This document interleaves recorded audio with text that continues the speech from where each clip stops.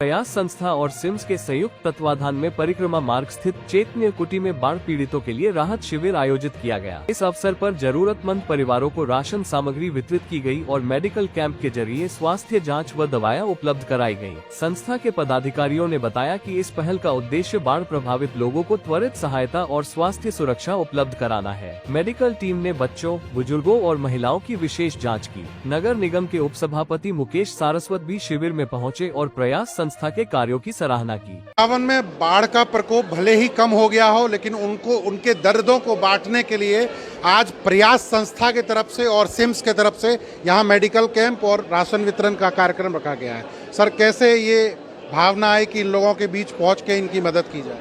देखिए, हमारे सारे सीनियर सदस्यों ने ये कहा कि बाढ़ के दरमियान अगर हम मदद करते हैं तो मदद उस समय करने वाले काफ़ी लोग हैं। क्यों ना बाढ़ के ख़त्म हो जाने के बाद करेंगे, तो उस समय हमें पता लगेगा कि किसको हमें मदद करनी चाहिए नहीं। फिर हम लोगों ने घर घर जाकर राशन की स्लिप दी, यानी चिट्ठी दी, मेडिकल कार्ड दिया और सिम्स के मेडिकल कैंप में सिम्स का सहयोग और राशन में जो हमारे सारे सदस्यों का सहयोग के कारण ये कैंप आयोजित किया गया है। बाढ़ क्षेत्र में हमारे उप सभापति जी लगातार दौरा पे थे। क्या स्थिति, अभी भी क्या स्थिति है? क्योंकि बहुत मकान जो है वो गिर चुके हैं। आज देखिए, परहित सरस धर्म नहीं भाई, पर पीड़ा सम नहीं अधमाई। वास्तव में दीन दुखियों की सेवा करने से बड़ा कोई भी धर्म नहीं है। इस चीज़ को बखूबी प्रयास संस्था ने समझा, क्योंकि ये भविष्य का आपने और हमने सबने देखी। परंतु जब बाढ़ का क्षेत्र था, जब तो वो लोग जो है आपने देखा होगा कैंपों में रह रहे थे, तो वहाँ पे बहुत से लोग मदद में आपने भी देखा प्रशासन के द्वारा, शासन के द्वारा और बहुत से जो समाज सेवी संस्थाएं, कितनी मदद उनको दी गई।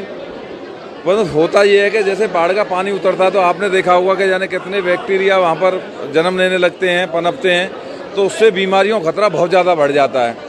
तो इसी को ध्यान में रखते हुए प्रयास संस्था के मन में ये भाव आया कि क्यों ना इन लोगों की मेडिकल परीक्षण कराया जाए और मेडिकल परीक्षण के बाद में इनको दवाएं दी जाएं, जिससे आगे आने वाले समय में ये कम से कम बीमारियों से निजात मिल सके इन लोगों को।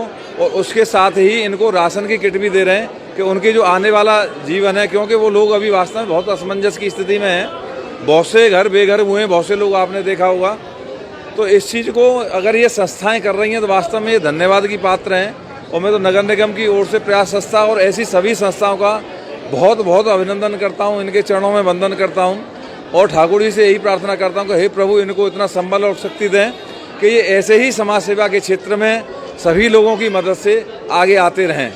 व्यवस्था प्रोवाइड की जा रही है, ये वो दैनिक भास्कर की तरफ से हम उनका आभार व्यक्त करते हैं और चाहेंगे कि ऐसी संस्थान जो है वो लोगों के बीच पहुँच उनकी मदद को आगे आएँ, ताकि ये जो बाढ़ पीड़ित क्षेत्र है, क्योंकि बाढ़ खत्म होने के बाद इनके साथ ज़्यादा समस्याएं उत्पन्न हो चुकी हैं। क्योंकि अपने सहयोगी के साथ आशुतोष शर्मा, भास्कर डिजिटल के लिए, वृंदावन से। राजनीति हो या क्रिकेट, देश विदेश की ब्रेकिंग हो या आपके मोहल्ले की बड़ी खबर, सब मिलेगा एक ही ऐप में, सबसे तेज और भरोसेमंद। अभी डाउनलोड करें दैनिक भास्कर डिजिटल।